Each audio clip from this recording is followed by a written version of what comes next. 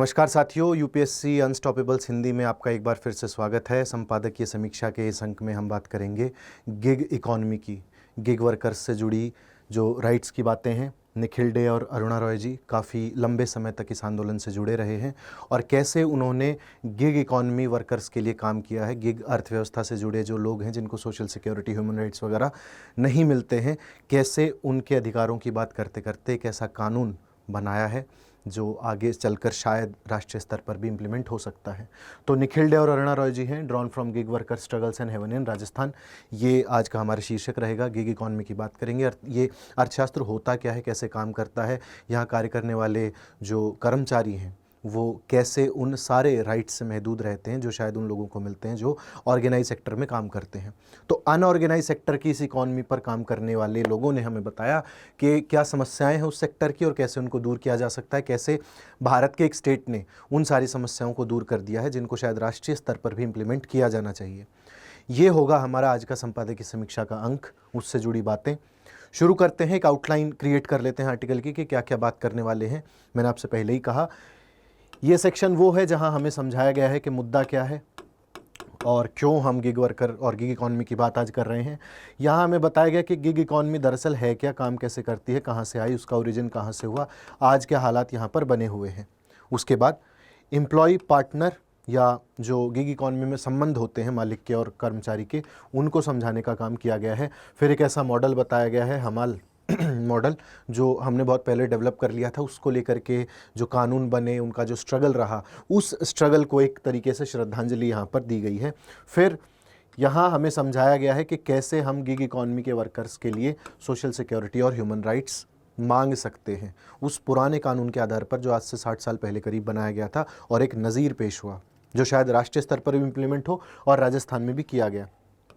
फिर है कि कैसे फेयर वर्क और सिक्योरिटी सिक्योर कर सकते हैं हम अपने सारे वर्कर्स के लिए, उसके तरीके दिए गए हैं। ये कानून कैसे इम्प्लीमेंट हुआ और कैसे आगे कानूनों पर बात कर सकते हैं, ये हमारा मॉडल रहेगा। बेसिकली हमें इस आर्टिकल से क्या सीखना है, 2-3 चीज़ें हम पहले नोट कर लेते हैं। पहला तो गिग इकॉनमी से जुड़े हुए जितने भी कंसेप्ट्स हैं वो हम समझ लेंगे कि चीज़ें काम कैसे करती हैं, ये अर्थशास्त्र है क्या, या ये अर्थव्यवस्था का पार्ट कैसे होते हैं। दूसरा, उन राइट्स को समझेंगे जो बहुत पहले जिनकी लड़ाई शुरू की गई और 60 साल पहले वो राइट्स हमें मिले, हमारे जो अनऑर्गेनाइज सेक्टर के कर्मचारी हैं उनको मिले या जो पार्टनर्स हैं उनको मिले। फिर आज का जो अर्थशास्त्र है वो कैसे काम करता है, कैसे ऐप बेस्ड प्लेटफॉर्म्स आजकल लोगों को गुमराह करते हैं, उनको सारी सोशल सिक्योरिटी और ह्यूमन राइट नहीं देते, उनके अधिकारों की लड़ाई क्या है, वो कैसे एक कानून की शेप डेवलप कर सकती है। क्योंकि हो सकता है कि आने वाले सालों में गिग इकॉनमी एक बहुत बड़ा इशू हो, बहुत बड़ा मुद्दा हो, उनके अधिकारों की बात शायद हमें करने के लिए आगे आना पड़े, है ना। ऑल्दो वो अपने लिए बहुत कुछ कर रहे हैं, लेकिन हमें एक एकेडमिशियन के तौर पर या एक सिविल सर्विसेज एस्पिरेंट के तौर पर उनके बारे में क्या समझ रखनी चाहिए, ये समझ आज हम इस आर्टिकल के थ्रू डेवलप करेंगे। तो वंस एंड और फॉर ऑल हम इस कम से कम इस कंसेप्ट को तो निपटा लेंगे आज के लिए, ठीक है। और जितने भी कंसेप्ट्स आपके होंगे वो क्लियर हो जाएंगे ये आर्टिकल पढ़ने के बाद। शुरू करते हैं। आर्टिकल में शुरुआत में लिखते हैं कि Rajasthan platform based gig worker registration and welfare act 2023 24 जुलाई को ये बिल पास हो गया और इस बिल ने उन सारे वर्कर्स की, उन सारे यूनियंस की, ऑर्गेनाइजेशंस की और उन सब लोगों की मेहनत को स्वीकार किया जो वो इतने पुराने समय से करते आ रहे हैं। अब देखिए, समझिए पहले इसको कि प्लेटफॉर्म बेस्ड गिग वर्कर क्या है। सबसे पहले तो समझिए कि गिग वर्कर अपने आप में क्या है। तो गिग वर्कर जो है उसका ओरिजिन, जो इसका शाब्दिक अर्थ है, वो गिग से बना है। ये गिग क्या होते थे? गिग एक जैज़ म्यूजिशियन होते थे वेस्ट में, जो म्यूज़िक बजाते हैं, जैज़ बजाते हैं। तो वो शॉर्ट टर्म के लिए एक समय निर्धारित होता था कि आप आधे घंटे के लिए हमारे यहाँ पर आके बजाइए, तो वो आते थे, उसके लिए वो थोड़ा बहुत पैसा चार्ज करते थे। तो ये जो पूरा टेन्योर होता था ना बजाने का, उसको कहा जाता था गिग। यानी कि आपने छोटे टाइम के लिए कोई काम किया, 5-10 मिनट के लिए, आधे घंटे, 1 घंटे के लिए, और उसके लिए मैंने आपको भुगतान कर दिया, ये हो गया गिग। उस जो शॉर्ट टर्म के लिए जो कार्य किया जाता था उसको गिग कहा जाता था। तो आज की जो इकॉनमी है, आज का जो अर्थशास्त्र है, उन्होंने उसी कंसेप्ट को उठा करके एक नया कंसेप्ट जनरेट कर दिया और अर्थशास्त्र में जहाँ जहाँ ये लोग अपना योगदान देते हैं उसको कहा जाने लगा गिग इकॉनमी, और ये काम जो लोग करने लगे उनको कहा जाने लगा गिग वर्कर। अब देखिए आधुनिक काल में इसको कैसे प्रयोग किया गया। ऐप बेस्ड प्लेटफॉर्म या प्लेटफॉर्म बेस्ड इकॉनमी। आप कहीं से खाना खाते होंगे, आपने किसी प्लेटफॉर्म से जो ऐप पर चलता है वहाँ पर ऑर्डर किया, आपका खाना आ गया, ठीक है। आपको कहीं जाना है, आपने कैब बुक किया ऑनलाइन किसी ऐप से, आपको कोई व्यक्ति छोड़ के आ गया। अब आप समझिए कि ना तो वो व्यक्ति आपको जानता है, ना कंपनी उस व्यक्ति को जानती है, लेकिन वो आपके लिए कार्य कर रहा है। क्यों? क्योंकि आप उसको शॉर्ट टाइम के लिए, आधे घंटे के लिए, 1 घंटे के लिए उसकी सेवाएं ले रहे हैं और उसको पैसा दे रहे हैं उसकी सर्विसेज के लिए। तो ऐसे लोग जिनसे आप ऐप के थ्रू मिलते हैं, या जो आपको ऐप के थ्रू अपनी सर्विसेज देते हैं और उनको आप कुछ पे करते हैं, या जो अनस्किल्ड लेबर है और वो इकोनॉमी में इनडायरेक्टली डायरेक्टली किसी प्रकार से योगदान दे रही है, उस अर्थशास्त्र को कहेंगे गिग इकोनॉमी और उन वर्कर को कहेंगे गिग वर्कर। और ये जो ऐप बेस्ड काम करते हैं, खास करके अनस्किल्ड लेबर जो होती है, उनको उनके मालिक या जो उनके पार्टनर होते हैं, जो उनकी कंपनीज होती हैं, वो किसी प्रकार की सोशल सिक्योरिटी प्रोवाइड नहीं करती हैं, कोई एम्प्लॉयर राइट्स नहीं प्रोवाइड करती हैं, कोई ह्यूमन राइट्स नहीं होते, ना उनके काम के घंटे तय होते हैं, ना उनको कोई बीमा दिया जाता है, इंश्योरेंस नहीं दिया जाता है, छुट्टी उनको नहीं मिलती है, या कोई बीमारी हो जाती है, एक्सीडेंट हो जाता है, तो ये मालिक की जिम्मेदारी नहीं है, कंपनी की जिम्मेदारी नहीं है। ये लोग अपनी खुद की खतरे पर जान पर खेल करके ये सारे कार्य करते हैं। अब आपका खाना कोई डिलीवर करने आ रहा है, उसका रास्ते में एक्सीडेंट हो जाता है, तो ना तो उसकी कंपनी जिम्मेदार है उसके लिए, ना आप जिम्मेदार हैं। आप तो सर्विसेज ले रहे थे, आपको सर्विसेज मिली नहीं, आप क्यों जिम्मेदार हैं? और कंपनी से उन्होंने पार्टनरशिप की हुई है, वो एम्प्लॉय नहीं है, गिग्स हैं वो, कि आप हमारे लिए आधे घंटे काम करेंगे, आधे घंटे का इतना पैसा हम आपको दे देंगे, आपका और हमारा संबंध इतना ही है। ना हम आपको कोई पेंशन देंगे, ना कोई लीव देंगे, ना कोई सोशल सिक्योरिटी देंगे, ना आपको ह्यूमन समझेंगे हम। आप 24 घंटे काम करिए, 20 घंटे काम करिए, हमें उस बात से कोई सरोकार नहीं है, जितने घंटे काम करेंगे उतना पैसा आपको मिलेगा। ये मॉडल होता है। तो पहला तो प्लेटफॉर्म बेस्ड गिग वर्कर। अब आप समझे होंगे कि गिग वर्कर क्या है और प्लेटफॉर्म बेस्ड क्या है। जब ऑनलाइन सिस्टम में आ जाते हैं गिग्स, तो उसको कहते हैं प्लेटफॉर्म बेस्ड गिग वर्कर्स। और इनका जो अर्थशास्त्र होता है वो होता है गिग इकोनॉमी। ऐसे ही चलता रहता है। इसमें क्या करते हैं, जैसे हमने ओला उबर के एग्जांपल से समझ लिया, इसमें ये लोग क्या करते हैं कि ये जो खुद होते हैं ये एग्रीगेटर होते हैं। कंपनी जो होती है वो एग्रीगेटर होती है, और जो इनके साथ जुड़ करके काम करता है वो इनका एम्प्लॉय नहीं होता है, वो इनका पार्टनर होता है। ठीक है, वो इनका पार्टनर होता है। तो पार्टनर ये हो गया बी और कंपनी हो गई ए। यहां पर एक ऐप है, यहां पर कंज्यूमर है या कस्टमर है। तो कस्टमर ने कंपनी से कहा कि मेरी ये सर्विस प्रोवाइड कर दीजिए आप। तो ऐप बेस्ड इन्होंने इसको संपर्क किया कि हाँ भाई आप ये कार्य करेंगे, तो इन्होंने कहा हाँ जी मैं करूँगा। तो ये आपको लेने आए, इन्होंने आपका काम खत्म किया, आपका कार्य हुआ, आपने कंपनी को पैसा दिया, उसमें से अच्छा खासा कमीशन इन लोगों ने रखा और बाकी पैसा जिस व्यक्ति ने आपके लिए कार्य किया उसको दे दिया। अब देखिए, कंपनी ने एक ऐप डिज़ाइन किया है, सारा काम एल्गोरिदम करते हैं, आपने काम करवाया है, पैसा आपने दिया है, किसी तीसरे व्यक्ति ने किया है, और फ़ायदा मुनाफा कंपनी को।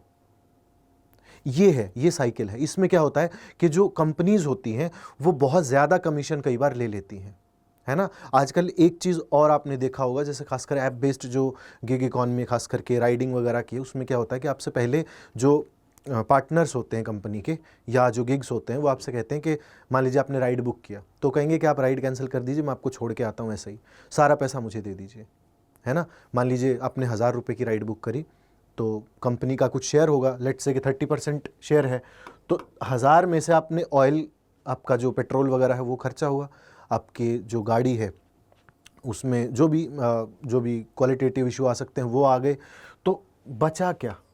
कुछ नहीं बचा। उनके पास ना कोई ग्रेच्युटी है, ना लीव है, ना पेंशन है, कुछ नहीं है, बस वो पार्टनर है। तो पार्टनर कंपनी के लिए कार्य करते हैं। इसलिए लोग आजकल ये एक तरीका उन्होंने ईजाद कर लिया है कि ऐप का प्रयोग करेंगे सिर्फ कंज्यूमर से, कस्टमर से मिलने के लिए, उसके बाद ऐप को नलीफाई कर देंगे। लेकिन फिर उसमें वही आ जाता है कि ये जो इनके पार्टनर्स होते हैं, कमीशन के लिए जो कंपनी काम करती है, तो उसमें जैसे ये सारा इंतज़ाम करते हैं, रूट बताते हैं आपको, आपका टैक्स रेगुलेट करते हैं, राइड रेगुलेट करते हैं, जो प्रॉफिट्स होता है वो आपको डिलीवर करते हैं, सेफ्टी जो उनके कस्टमर की है वो इंश्योर करते हैं। अगर आप किसी भी प्रकार से उनको मैनिपुलेट करने का प्रयास करेंगे तो वो आपको ब्लॉक कर देंगे। आपकी जो डिजिटल प्रेजेंस है, आप डिजिटली आपको डिसमिस कर देंगे, आपकी आईडीज़ ब्लॉक हो जाएंगी, आपको नए कंज्यूमर से नहीं मिलवाया जाएगा, आपकी रेटिंग्स ख़राब हो जाएंगी, तो आपको कई सारे नुकसान झेलने पड़ सकते हैं। तो ऑल इन ऑल ये है कि आप जितने समझदार बनेंगे, इनके एल्गोरिदम्स आपको व्यापार में, आपको आपके कार्य में उतना ही पीछे धकेल देंगे। आपका कोई चारा नहीं है, आपके पास कोई रास्ता नहीं है उनसे बाहर निकलने का, है ना।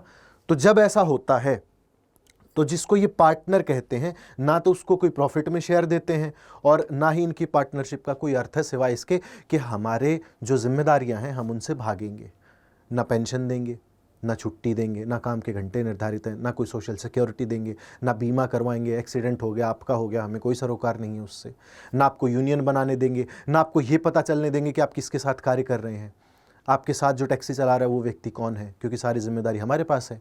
आपका डेटा हम रखेंगे, आपको ऑनलाइन डिसमिस हम कर सकते हैं, हमारी कोई जिम्मेदारी नहीं है एज अ कंपनी, लेकिन हम आपसे काम लेंगे और काम के घंटे भी आप ही निर्धारित करेंगे।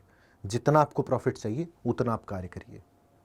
आप समझ रहे हैं क्या कंडीशन पैदा हो जाती है किसी व्यक्ति के लिए जो इस ऐसे माहौल में कार्य करता है? उसको लगता है उसका प्रयोग किया जा रहा है सिर्फ अर्थव्यवस्था के लिए, प्रॉफिट के नाम पर उसको बस चंद पेनीज पकड़ा दी जाती हैं जिससे वो शायद खुश भी नहीं होता, जो शायद उसके एक्सपेंसेस में लग जाते हैं, है ना।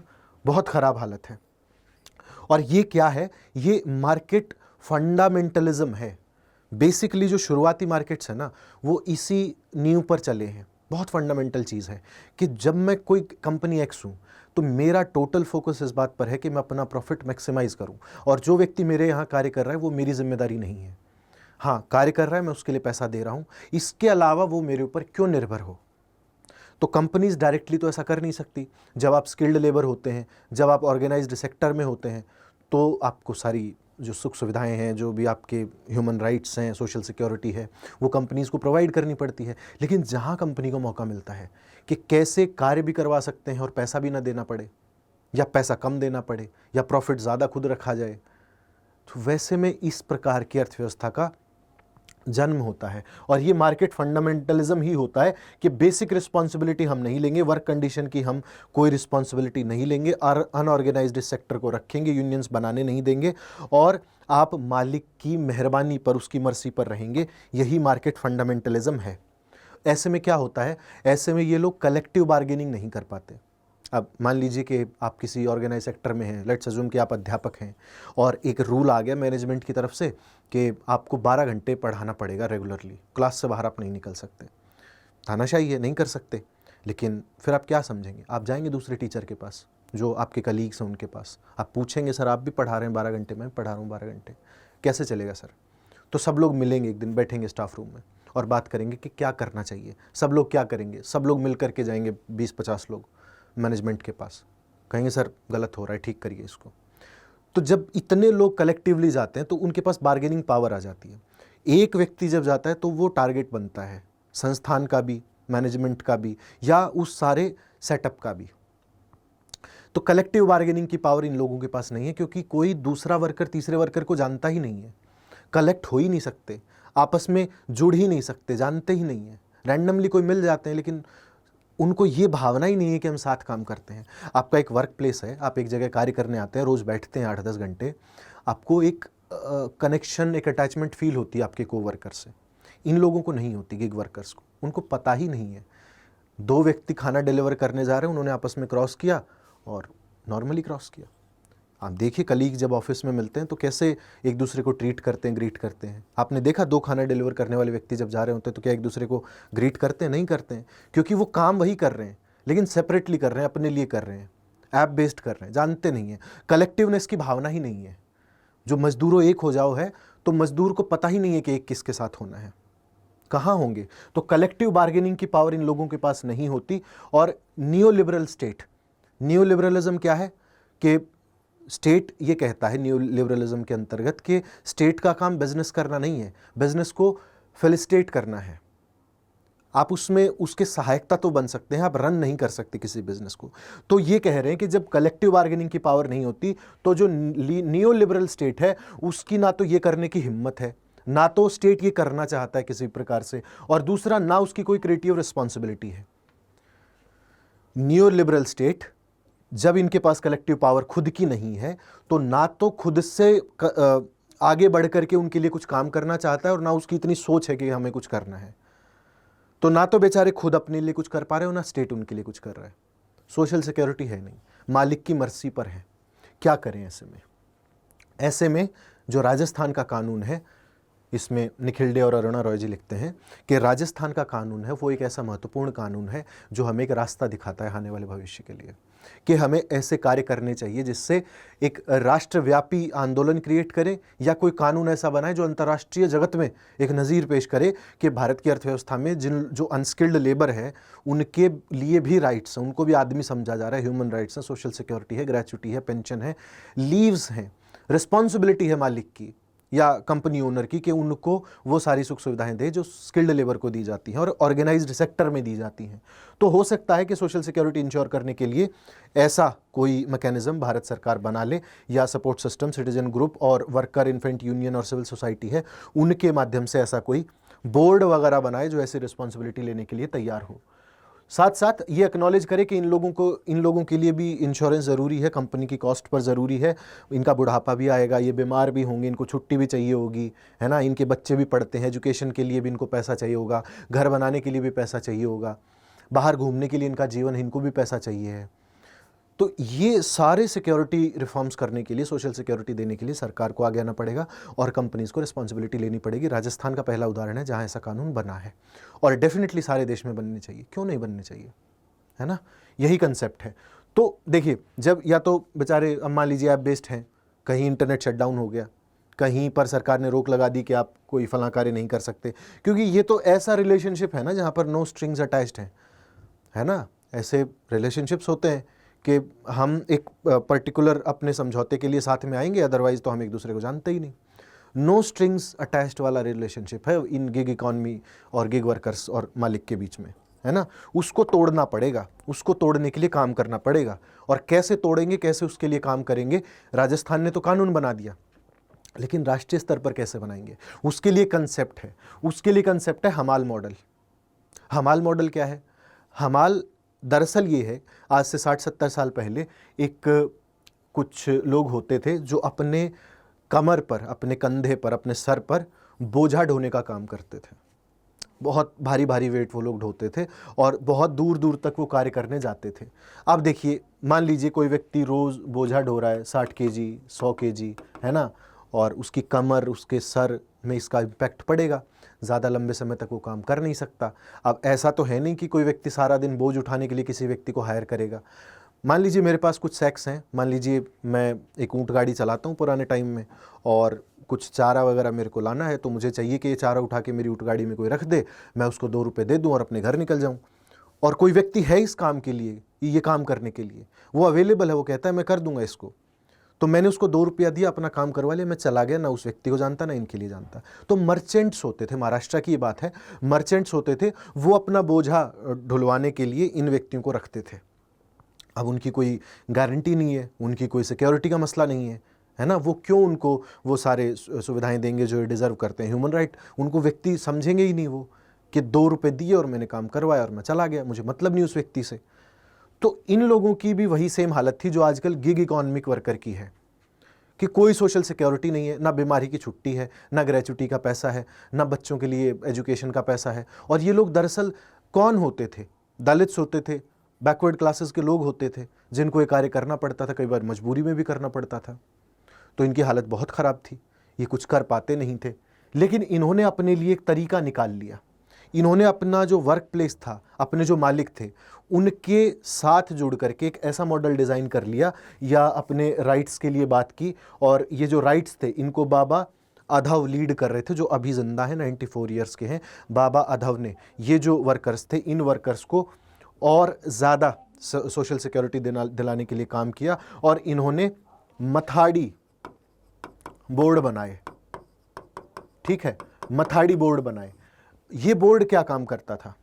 इनके पास कोई बेनिफिट नहीं है। ये मान लीजिए कि 60 साल पहले के गिग वर्कर हैं, ठीक है। इनके लिए क्या किया गया? मथाड़ी बोर्ड बनाए गए। मथाड़ी बोर्ड में मान लीजिए आपको मेरे से सामान ढुलवाना है, आप एक मर्चेंट हैं, तो 60-70-100 मर्चेंट होंगे। तो मर्चेंट 60-70-100 आएंगे मथाड़ी बोर्ड में, वो अपने आप को रजिस्टर करेंगे, जी मैं 5-7 दिन में आता हूँ, मेरे को सामान उठवाना रहता है, तो पहले आप रजिस्टर करवाएंगे। मर्चेंट सारों को रजिस्टर कर लिया मथाड़ी बोर्ड में। फिर जो व्यक्ति सामान उठाना चाहते हैं वो आएंगे, वो अपने आप को रजिस्टर करवाएंगे, ठीक है। डायरेक्टली ट्रांजैक्शंस नहीं होंगे कि एक मर्चेंट आया, उसने फलां व्यक्ति को पैसा दिया और अमुक व्यक्ति ने वो काम कर दिया और वो चला गया, नहीं। पहले दोनों लोग रजिस्टर करेंगे एक प्लेटफॉर्म पर, मथाड़ी बोर्ड में। फिर पे आउट्स होंगे मंथली कि आपने इतना कार्य किया, इतना बोझा उठाया, ये आपके पैसे मंथली होगा। और ये जो पैसा मर्चेंट से ये मथाड़ी बोर्ड लेगा, उसके ऊपर एक टैक्स भी लेवी करेगा, है ना, कुछ सरचार्ज भी लेगा। वो सरचार्ज कलेक्ट किया जाएगा इन लोगों के लिए बेनिफिट्स के तौर पर, जिससे कोई सोशल सिक्योरिटी स्कीम चलाई जा सके, कोई ऐसा प्रोग्राम मैनेज किया जा सके कि इनके रिटायर होने पर एजुकेशन बेनिफिट, ग्रेच्युटी या हेल्थ इंश्योरेंस के तौर पर उसे प्रयोग किया जाए। तो इसे जाना गया हमाल पंचायत के तौर पर। हमाल पंचायत ने इतना तक काम किया कि जो ये गिग वर्कर्स थे, जो हमाल थे, इनके लिए अपने स्कूल्स और यहाँ तक कि रेजिडेंशियल सोसाइटीज़ तक डेवलप कर दी थी, है ना। बहुत अच्छा काम किया था। तो वो जो नज़ीर उन्होंने पेश की 60-70 साल पहले, वो हम आज रेप्लिकेट कर सकते हैं। हम क्या कर सकते हैं कि लेजिटिमेट वेज दे सकते हैं, इनोवेटिव सोशल सिक्योरिटी दे सकते हैं, फॉर्मल प्लेटफॉर्म पर इन लोगों को कलेक्टिवली ला सकते हैं।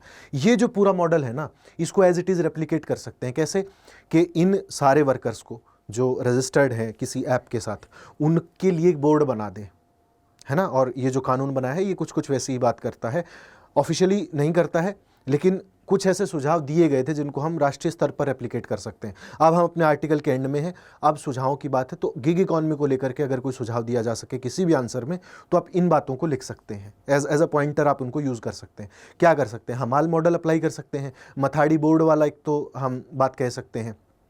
तीसरी बात हम क्या कर सकते हैं कि gig worker specific social security चलाने के लिए जितने भी ये लोग हैं जो ऐप बेस्ड सिक्योरिटी सिस्टम में काम करते हैं, गिग इकॉनमी में काम करते हैं, उनके लिए पर्टिकुलर मॉडल सेम इस्टेब्लिश करेंगे कि भाई आप सारे लोग एक प्लेटफॉर्म पर पहले तो जुड़िए, ठीक है।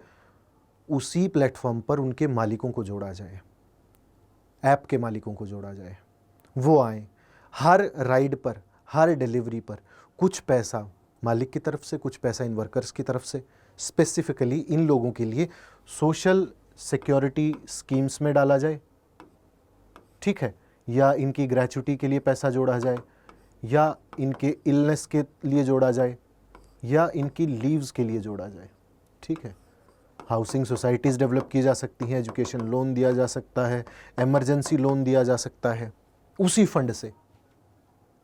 साथ साथ एक और कार्य भी किया जा सकता है, जो डेटा है कंपनीज का उसे ट्रांसपेरेंट बनाया जाए कि भाई आपके पास कितने राइट्स आए, आपने कितने लोगों से कितना कार्य लिया, आपका कितना मुनाफा हुआ और आपने गिग वर्कर्स को कितना दिया। वो जो शेयरिंग है, उस शेयरिंग को कम से कम ऐसा बनाया जाए कि वो रिस्पेक्टफुल लगे, उन लोगों के लिए भी फायदेमंद हो जो उनके लिए काम कर रहे हैं, ठीक है। और मथाड़ी एक्ट के जो प्रिंसिपल्स हैं उनको हम लागू करने की कोशिश करें, ताकि अनऑर्गेनाइज सेक्टर के जो लोग हैं वो अपने अनऑर्गेनाइज्ड सेक्टर वेलफेयर बोर्ड बना सकें, जहां पर सोशल सिक्योरिटी स्कीम्स ले सकें, ह्यूमन राइट्स इंश्योर कर सकें, और इसके अलावा आर्टिफिशियल इंटेलिजेंस से जो होने वाले नुकसान है उसको रोक सकें, ठीक है। ऐसा करने से हम सिर्फ इतना नहीं कहेंगे कि लोगों के लिए और लोगों के द्वारा जो शासन है उसको अच्छे तरीके से हम डिफाइन कर पाएंगे। किसी व्यक्ति का शोषण करना आज की अर्थव्यवस्था में ह्यूमन राइट की नज़र से भी गलत है, सोशल सिक्योरिटी की नज़र से भी गलत है। कोई व्यक्ति आपके लिए कार्य कर रहा है, आप उसको पैसे दे रहे हैं, बहुत अच्छा है, लेकिन उस व्यक्ति के भी कुछ राइट्स हैं, उसके भी कुछ एस्पिरेशंस हैं, है ना। उनको समझना अर्थशास्त्र की नज़र से हमारे लिए ज़रूरी है एज अ सोसाइटी, सरकार को भी समझना चाहिए। और इस आर्टिकल में अरुणा रॉय जी ने और निखिल डे ने हमें बहुत अच्छे से समझाया कि कैसे सोशल सिक्योरिटी इंश्योर करी जा सकती है गिग वर्कर्स के लिए, और गिग इकॉनमी कैसे देश की उन्नति में एक महत्वपूर्ण भूमिका निभा सकती है। तो इस एडिटोरियल एनालिसिस में, संपादकीय समीक्षा के इस अंक में इतनी ही बात करेंगे। आपसे कल फिर मुलाकात होगी एक नए एडिटोरियल एनालिसिस के साथ। तब तक के लिए बहुत बहुत धन्यवाद। अगर आप इस कार्यक्रम का PDF चाहते हैं तो डिस्क्रिप्शन में दिए गए टेलीग्राम लिंक पर क्लिक करें, उसे ज्वाइन करें। वहाँ सारे PDFs हम ऑलरेडी अपलोड करके आपके लिए रखते हैं, ताकि आपको नोट मेकिंग में इसके लिए आसानी हो जाए। बहुत बहुत धन्यवाद देखने के लिए। लाइक ज़रूर करें, और अगर आपकी कोई राय है, सुझाव है, प्रतिक्रिया है, तो वो हमें कमेंट बॉक्स में लिख करके ज़रूर बताएं। Thank you so much.